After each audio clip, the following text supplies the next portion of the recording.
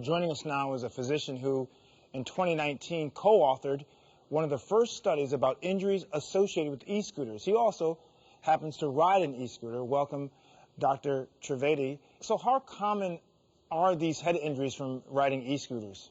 They're incredibly common. The head injuries are actually one of the most frequent visits, or one of the most frequent reasons that people visit the emergency department after a scooter-related accident.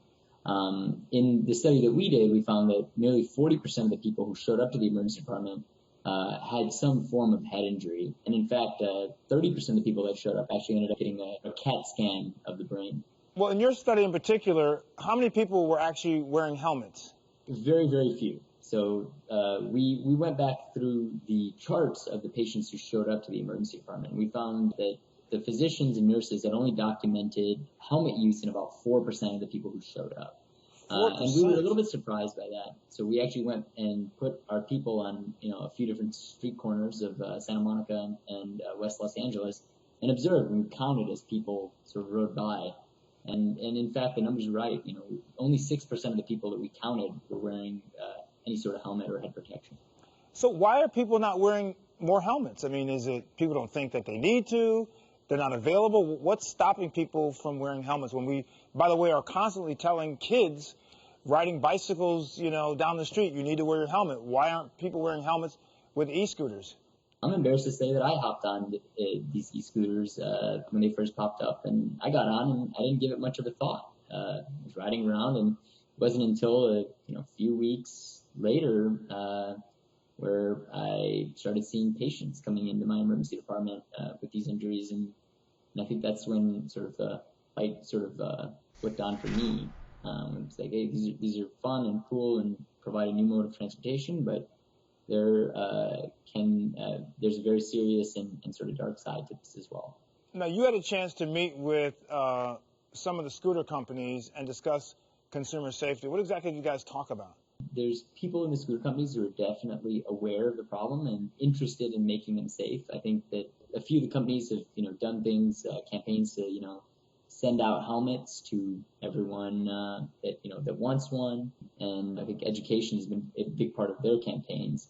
Yeah, but even in California, there's a lobby against wearing helmets. They don't want to wear helmets. They don't want it to be mandatory.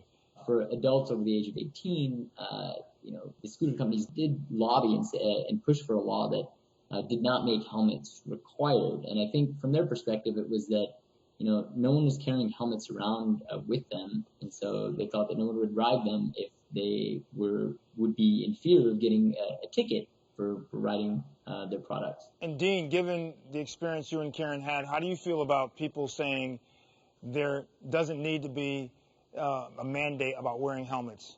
I think the scooter companies and government, in many cases, are putting ridership first and people's safety second.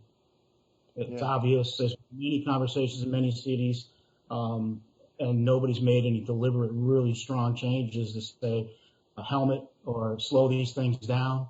Or now in San Diego, they do what they call geofencing, where in the areas that are having the most injuries and most foot traffic that was colliding with one another in some cases, they slowed them down to 6 miles an hour geofencing. And really, the doctor pointed out the kids' scooters. They were 4 or 5 miles an hour to push yourself, and it was fun. These are being unlocked in 15 miles an hour, 20 miles an hour, and they hit a pothole, and it's over. It's game over. No helmet. Well, my wife didn't hit anything.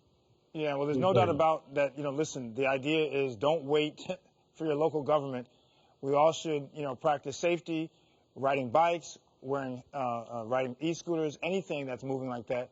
You got to wear your helmets because you never know what's going to happen. So, Dean, thanks for joining us. Karen, thank you. You look better. Keep getting better. Keep fighting. You're an inspiration. And Dr. Trivedi, thank you also.